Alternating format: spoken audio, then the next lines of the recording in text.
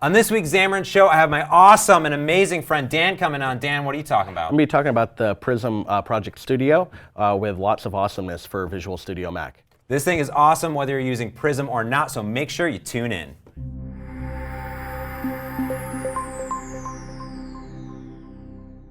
Welcome back, everyone, to the Xamarin Show. I'm your host, James Montemagno, and today I have a special guest, Dan, coming in talking about the Prism Project Studio. Awesomeness? Yeah. Studio? Yeah. It's like brand, this is like hot bits. This is hot off the press. I literally compiled this about 5 minutes ago. I love it. I'm a big fan of Prism, and I've been using the Visual Studio 2017 extension. And it seems like you guys have built essentially an awesome VS for Mac extension that doesn't like just Prism stuff, but also helpers for any application. I mean, this is kind of like everything that I've learned over the years doing Xamarin development. It's all those little paper cuts that you have, you know, whether you're using Prism or any other framework as well. Gotcha. So first off, before we get into the code, maybe tell everyone a little bit about yourself and what you do. Well, I'm Dan Siegel. I am a Xamarin consultant. I work heavily on the Prism MVVM framework. You know, I do mobile. I'm, you know, a coder at heart, you know. Awesome, and we'll be talking pretty heavily about Prism, and I also did a show with Brian Lagunas, so I'll put that in the show notes below. So if you don't know about Prism, it's a pretty awesome cross-platform MVVM framework. Came long ago from like WPF days, right? Yeah, from the WPF days for sure. You know, we've been doing a lot of work on Prism too to kind of help facilitate those developers that have come from WPF. So we'll actually be releasing some major updates to Prism soon that'll bring even more of the WPF power into xamarin.forms. Yeah, and the nice thing that Brian really got across when we demoed Prism for xamarin.forms, it's like a separate, kind of its own thing, really highly optimized. So people think like, oh, I'm going to bring in this huge framework. It's actually quite small. Oh, it's really small. It's very, very small. But you know, it gives you testable code. You know, that's one of the biggest complaints I always had was, you know, I got this really tightly coupled code for my Xamarin project. I love Xamarin.forms, but I don't want something I can't really test and you know, verify that it really works, right? Especially when your application grows and grows in your enterprise. Exactly. You need testability, you kind of really need that separation. Exactly. So completely understand, and it's pretty great. So I'm really excited to see this stuff. Do you just want to hop into it? Yeah, let's hop in. Let's go over to your Mac. Yeah, so if you take a look here, I've actually got a few different categories. I have a ton of tests, a little bit in contradiction to my shirt today. And we should say that, so you've installed the Prism Project Studio here into Visual Studio Yeah, for Mac. so this is just an extension that comes right from the same extension marketplace that's already available in VS Mac. So then you've added essentially this little Prism node. I see app module and test. So correct. Cool. So what does this mean, test? Is it specific that I am using Prism, or what is it? No, this is not specific to Prism. This is really for any xamarin.forms application at all. Okay. This is probably the least opinionated part of everything here. So I've really opened it up for, I don't know what test framework you like to use that you're most comfortable with. Yeah. I know when I look at a lot of your stuff, you seem to really love MS Test. I use a lot of XUnit, and a lot of people love NUnit. Yeah. So I don't want to limit anybody based on what framework that they're already used to using. Got it. I want to make sure that they're able to just jump right in and test their Xamarin.forms application. So these you know, project templates, they're not there like the basic, like if you just went file new XUnit or MS Test project. These are already wired up so that way you can test the Xamarin.forms application. Gotcha, so it takes off some of that friction from exactly. file new. It's how do I get started, you know, because I have to call the Xamarin.forms init, and how do you do that in a test framework? Now will this generate not only my apps, but also the test project, or does it generate just the test project? These are just the test projects. Okay, cool, so I've already created an app then. This is, you can create it as a standalone, or you can create it in an existing solution. Cool, awesome. Yeah. So we've got our Prism applications, of course. I have that just a blank. This is no frills. It is a Xamarin.forms application with Prism. Okay. And you can select what container you want. That is about the extent of it. And then we have this quick start application, and there's all kinds of goodies in here. Oh, cool. So this is kind of, if people are used to today, file new, you select maybe iOS and Android, and if you want XAML or not. Exactly. A few other tiny options. So it seems like you've built your own crazy, awesome wizard of goodie bags. Yes. So with this crazy awesome one, so I can say, you know, I want to create a new project called the Xamarin Show. It's going to pick up my naming. It's going to humanize that, so I have a nice, beautiful name to display on the home screen. It lets me customize that bundle ID, and it'll kind of remember too. You know, I mean, we all have our presets that we might have, you know, for what company we work with. So it'll remember that from app to app as I'm creating stuff. It'll remember your container. Now, I like to use dry IOC. Now, the last one that I did here was Unity, so it picked that up. Not to be confused with Unity, the game. Not to engine. be, so not to be confused with Unity the Unity, the DI container.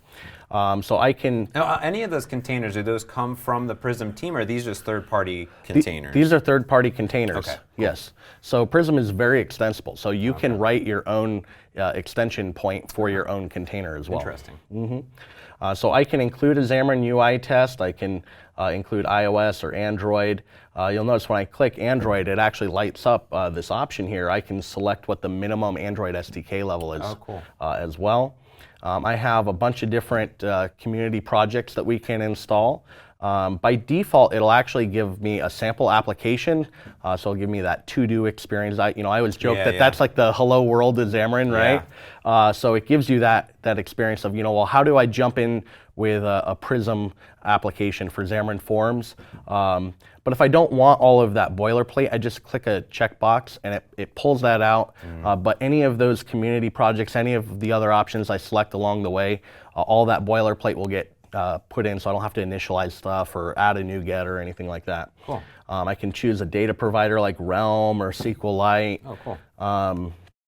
I can also say here I want to use App Center. Yeah. I can put in my App Center secrets for Android and iOS. It's of course dynamic for whatever platforms I have.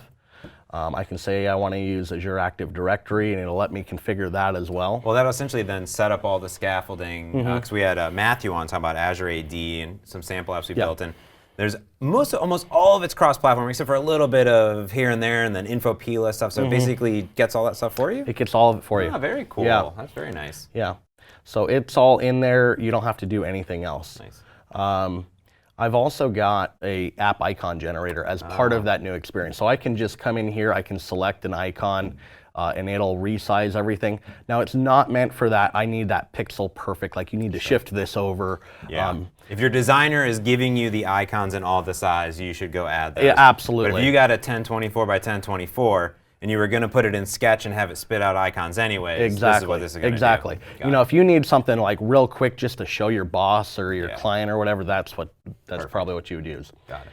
Okay, and just with that, I can go ahead and create a new project. It's going to automatically initialize it as a Git repo. It's got custom Git ignore to do some things. I really believe, and I know you've written a few blog posts about using VSTS, and I think everybody should have some sort of CI set up. Yeah, big fan. So I've really optimized this for checking that in and having that build pipeline. Everything here is all optimized for that build experience. That's probably the next thing to add to this is also spin up my VSTS instance. That's actually that's because there's a command line for it now. I think Donovan was telling me about it. Yeah, so. that's actually coming. Yeah, oh, that's awesome. I like that. So I'll go ahead and jump into a project here that we've created. Now this one is actually using Unity. Yep. Now one of the kind of gotchas that we've got with Unity is our navigation service has to be a named parameter. So when I go into my view model and you see I have the navigation service here.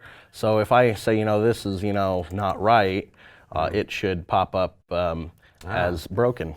So part of Prism, so this is a Prism application using Unity, and additionally some things that Prism does is a full navigation service. So most developers are probably used to, I'm going to push this page. Exactly. And Prism kind of thinks of the flip is I want to push this unique identifier, which is more of a view model. Exactly. So, and it'll kind of marry the worlds together. So it brings them together. Say, oh, this page is associated with this view model. Just make that connection. Exactly. So and it has to be a specific name, is what you're saying. In Unity, one of the limitations with the container, and this is not a Prism thing, this is a container issue that we have, is it has to be a named service. Got it. So if it's not named correctly, it won't inject. And we've certainly had some issues where people put something a little bit off. So this will automatically detect anything that isn't correct, and it'll give me that tooltip for hey, you need to rename this to. So that part there is coming in from the Project Studio, kind of like a Roslyn analyzer or something like that? Exactly, it's a Roslyn analyzer nice. to do that. So and there are a few other things in there that we've added and that we'll be adding over time as well to kind of help developers. Very cool. So before I was talking about the secrets, for like App Center or for Active Directory. Now there are of course a few things in there that you want to protect. So you can actually use this mobile build tools library, and that's included in these templates. And you have the secret.json that you put whatever parameters you want. It'll automatically generate the class, inject it in at build time, and it runs anywhere. It'll run in App Center without ever configuring a build script. Oh, nice. Yeah, so today people might be used to, so you don't bury your keys in there. Exactly. Using some variable swapping. I did a blog post on how to set that up, which isn't too bad, but that's pretty nice. Just kind of magically happen. So, and it also will do that with your manifest too. So if you have a tokenized manifest for like your Android manifest or your info plist, it'll reset those tokens, it'll copy them over. Cool. So you never check things into source control that have any kind of application secret or something that you want to define at build, like a back-end host or something. Got it, makes sense. Nice. Yeah. And then what if I'm like scaffolding out the application? And what I mean by scaffold is like I need to add a new view, I need to add new pages. What else does can this thing help me with that? Because I know that's the thing with when I'm building a xamarin.forms application, I have my page, I have my view model, I have my model. I'm kind of then bundling those together. But the idea of Prism was to do it automatically, kind of, right? So. Yeah. So with that, you really need your views and your views namespace and the view model and the view model's namespace with Prism. It's just a convention that we follow. That way, it helps that the view model locator actually find where your view model is and wire it all up for you. But sometimes I click on the wrong node in a project, so it really doesn't matter. I'll click up here on the solution, and when I go to add new file, I've got some new templates here. So I've got templates for all your Xamarin pages. I've also got like the pop-up pages, all of the layouts if I want to develop a custom control or any kind of partial view. So all of that's there. And when I go ahead and I add, we'll say view B here, it'll wire that up automatically. It detected that I've got this view model base class in here. Okay.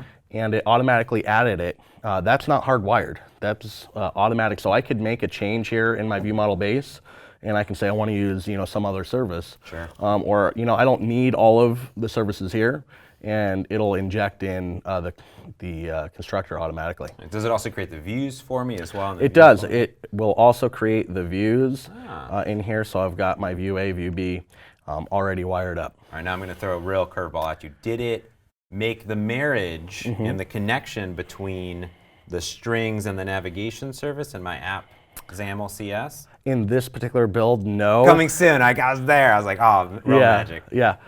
It was something I didn't have time to finish on that particular thing, but that will be there by the end of today. Easy enough because it pulls it all in there and gives you everything really, really nice. Exactly. Okay. Now, in this application, let's say that I come back into this application and that quick start wizard gave me a bunch of stuff, awesome stuff too, the Azure AD, but it also gave me the icons.